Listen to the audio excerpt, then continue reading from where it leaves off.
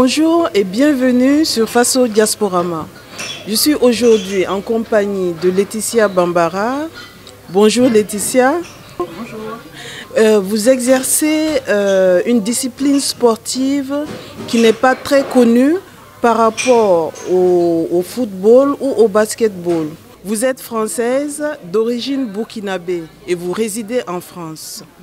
Vous avez participé à plusieurs grandes compétitions africaines, dont les championnats d'Afrique de 2015 à Marrakech, où vous avez remporté la médaille d'or avec un lancer à 65 mètres 44. En 2015, vous avez été championne des Jeux africains qui se sont tenus à Brazzaville avec un lancer à 66 mètres 91. Vous avez été sacrée championne de France élite à Villeneuve d'Ascq avec un lancer à 66 mètres 40. En 2019, vous êtes championne des Jeux africains à Rabat, au Maroc, avec un lancer à 65 mètres 28. Waouh! Quelle belle performance! Toutes mes félicitations. Le lancer de marteau est un sport très peu connu et relativement peu pratiqué par les femmes. Qu'est-ce qui vous a motivé à pratiquer ce sport? C'est vrai que le lancer de marteau est une discipline peu médiatisée et peu connue. Alors comment je suis arrivée au lancer de marteau? En fait, il y a une compétition qui s'appelle les interclubs. C'est-à-dire que chaque athlète fait une épreuve pour apporter des points au club. Et moi, comme j'avais des prédispositions dans les lancers, on m'a dit, Laetitia, est-ce que tu peux participer à l'épreuve du marteau pour apporter des points au club? Et du coup, moi, j'ai dit oui, sans hésiter. Et puis, voilà, je suis restée dans cette discipline parce que ça m'a plu, en fait. Et puis, j'ai vu que je progressais rapidement. Et donc, voilà, je suis restée dans cette discipline, même si ce n'était pas une discipline que je voulais faire depuis toute petite, quoi. Je me suis jamais dit, je vais faire du lancer de marteau. Quelle est la victoire qui vous a le plus marqué et qu'avez-vous ressenti au moment de la remise des médailles? La victoire qui m'a le plus marquée, enfin, toutes mes victoires m'ont marqué, mais ça a été vraiment ma première victoire d'une médaille internationale, donc qui a été les championnats d'Afrique en 2014 à Marrakech, où là, je remporte la médaille d'or pour la première fois, et là je me dis, oh là là, c'est moi qui ai fait ça. J'étais fière, j'étais émue, d'ailleurs j'ai versé quelques larmes, parce que c'est pas rien en fait de gagner un championnat d'Afrique. Et voilà, j'étais vraiment fière de tout ce que j'avais réalisé auparavant, parce que pour arriver à ce niveau, il y a des années et des années d'entraînement, et voir que tout cela se concrétise par cette médaille, ça a été franchement une fierté. Et puis voir que tout le monde me soutenait, me félicitait, vraiment j'étais sur mon petit nuage. Et ça fait vraiment plaisir, chaud au cœur. Et parfois, c'est assez fatigant parce qu'il y a beaucoup de sollicitations. Et moi, j'avais pas l'habitude de ça. Donc, il faut savoir gérer. Mais franchement, c'est un très bon souvenir. Et j'espère en avoir tout plein d'autres. Vous êtes française d'origine burkinabé. Et vous avez opté de représenter les couleurs du Burkina Faso. Pourquoi un tel choix? J'ai choisi de représenter le Burkina Faso en 2012. En fait, c'était vraiment... ça me tenait à cœur depuis des années. Et dans ma carrière, j'avais envie d'autres motivations, d'autres challenges. Du coup, je me suis dit, pourquoi pas représenter ma discipline sportive pour le Burkina Faso. Et j'avais aussi également des amis qui avaient fait la même démarche que moi, et j'avais apprécié. Et puis je me suis dit, tiens, pourquoi pas moi essayer aussi. Et je regrette pas du tout mon choix. Et c'était aussi dans l'optique de promouvoir la discipline, le lancer de marteau, qui n'est pas ou peu connu au Burkina. Et d'inciter les jeunes à tenter cette discipline qui est particulière mais très plaisante à réaliser. Et puis c'est aussi une fierté de représenter le Burkina Faso, étant métisse, mon père étant du Burkina Faso et ma mère française. Franchement, j'ai trouvé ça très plaisant de pouvoir représenter le pays de papa, qui est le mien aussi. En 2016, le gouvernement burkinabé a décidé de vous décorer en vous élevant au grade de chevalier de l'Ordre national du mérite, de la jeunesse et des sports et de vous octroyer une bourse. Une fierté pour vous? Ça a été vraiment une très grande fierté d'avoir eu cette décoration. Et d'ailleurs, je remercie le gouvernement burkinabé de m'avoir élevé à cette distinction. Ça veut dire que mes résultats sportifs sont encouragés par le gouvernement et c'est une très très grande fierté et c'est pas rien et du coup ça m'a rendu encore plus fière. Comment avez-vous vécu la période du confinement avec la pandémie du Covid-19? Avez-vous pu vous entraîner?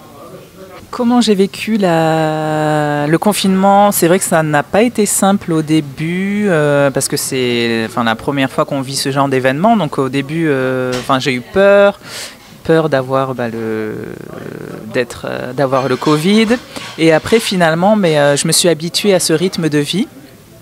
Et je n'ai pas pu m'entraîner pour le marteau en fait sur la partie technique parce que bien sûr tout était fermé.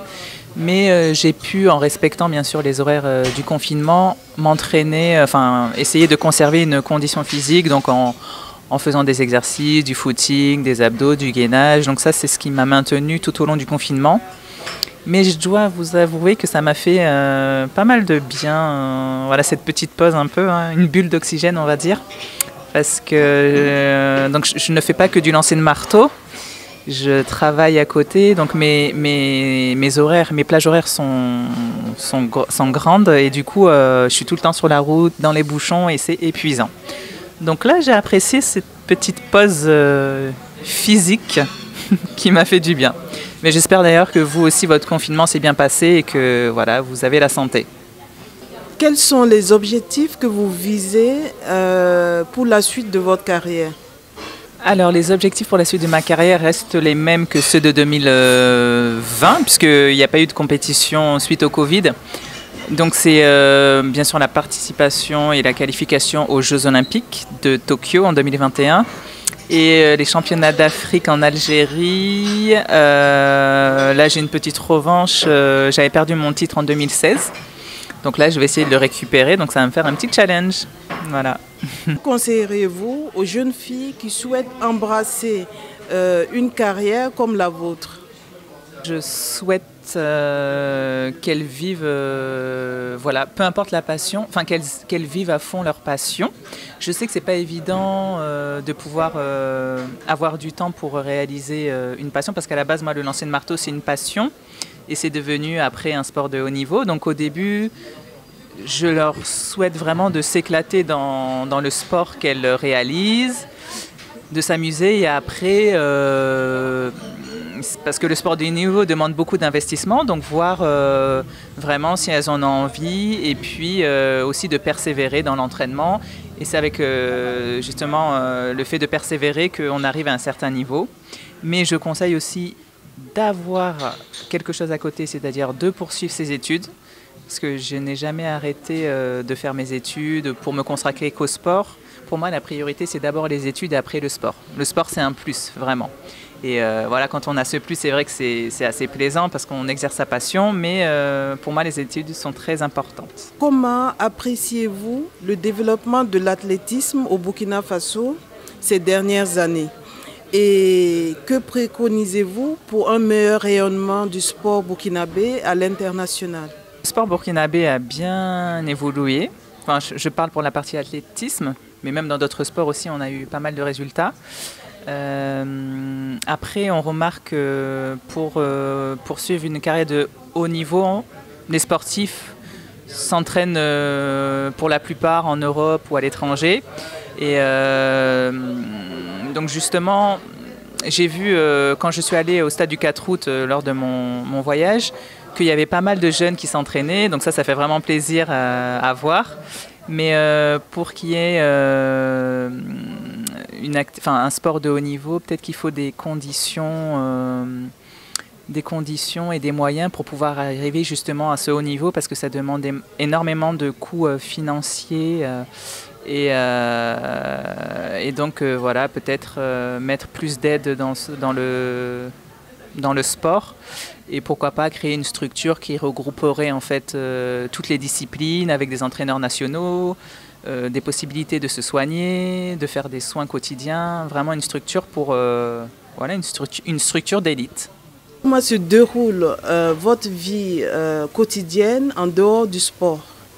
Il faut savoir que ma vie est articulée autour du sport, donc bon, je fais pas que du sport, hein, mais ça fait partie de ma vie, donc il faut savoir que je ne fais pas que du sport. Je travaille à côté, donc de 9 h à 18 h, je travaille et après je vais m'entraîner, donc c'est super dur à concilier. Et donc il faut vraiment avoir un mental d'acier pour pouvoir tenir ces grosses journées. Et sinon, quand je fais pas de sport, mais comme j'en fais tout le temps, j'essaie de trouver du temps pour aller au cinéma, voir mes amis. Ah oui, je fais aussi du gospel. Donc j'ai trouvé un petit créneau qui me permet de... Parce que j'ai toujours aimé chanter, donc j'ai trouvé cette petite activité qui me fait du bien. Et voilà, sinon je vais voir mes amis, ma famille. Quels sont vos rapports avec votre club? Donc les relations avec mon club qui est l'Athletic Club 92 à Antony se passent très bien. Ça fait depuis 2005 que je suis dans ce club et franchement j'en suis très contente. C'est un très bon club, il m'a toujours soutenue. J'ai toujours eu le soutien de la mairie, du maire, des dirigeants du club. Donc voilà, je tenais à vraiment les remercier et je suis très fière d'appartenir, excusez-moi, à ce club. Et quels sont vos rapports avec la communauté burkinabé de France? Mes relations avec la communauté burkinabé de France sont plutôt bonnes puisque en fait, donc à la base, moi je suis née à Bordeaux et donc mon père était président d'une association qui est la TBA, Association des travailleurs burkinabés en Aquitaine, qui est maintenant là-bas. Et du coup, on a baigné en fait dans le milieu associatif. Là-bas à Bordeaux, donc on a pas mal d'amis burkinabés à Bordeaux et pour ce qui est de Paris, j'ai commencé à tisser mon réseau, notamment quand je vais à des rencontres à l'ambassade, donc voilà, je fais mon petit réseau petit à petit.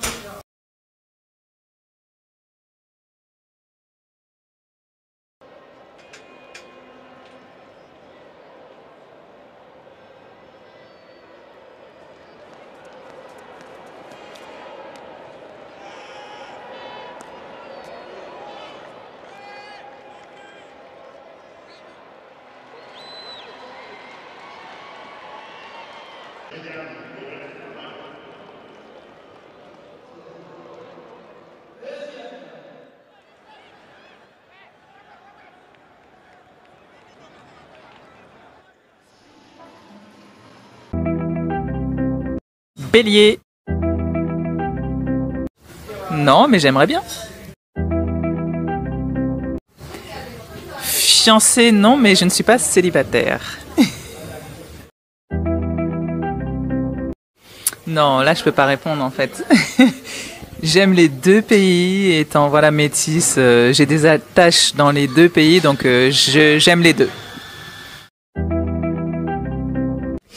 Alors la personnalité qui m'inspire, c'est pas, enfin j'ai pas de personnalité en particulier. Les personnes qui m'inspirent, ce sont mes parents en fait, car avec mes deux sœurs, on est trois filles donc, ils nous ont vraiment inculqué de très bonnes valeurs, voilà, pour avancer dans la vie, avec les moyens qu'ils avaient. Et donc je suis vraiment très fière d'eux et je leur dis merci beaucoup les parents, je vous aime. Dans le monde du sport, j'ai pas une idole ou un idole en particulier, mais la personne qui m'inspire beaucoup est Usain Bolt en fait, parce que c'est incroyable en fait ce qu'il a fait, hein, se maintenir à un tel niveau pendant beaucoup d'années, et je sais que le sport de haut niveau demande, je trouve ça super beau et donc ouais, c'est plutôt inspirant. Ma couleur préférée, c'est le rose poudré. C'est un rose très clair, j'aime beaucoup. Mon parfum, c'est jasmin noir de Bulgarie.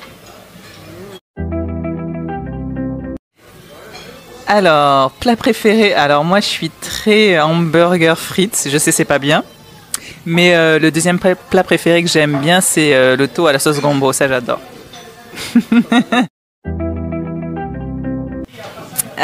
Donc mes artistes préférés sont Smokey et Awa Boussim. Merci à Faso Diasporama de m'avoir interviewé.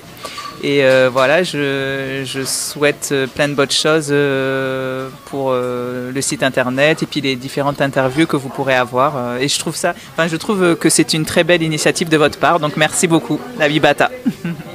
À bientôt. Merci à vous, chers fidèles de Faso Diasporama.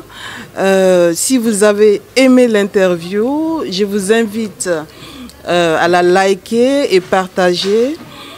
Au revoir et à bientôt sur Faso Diasporama.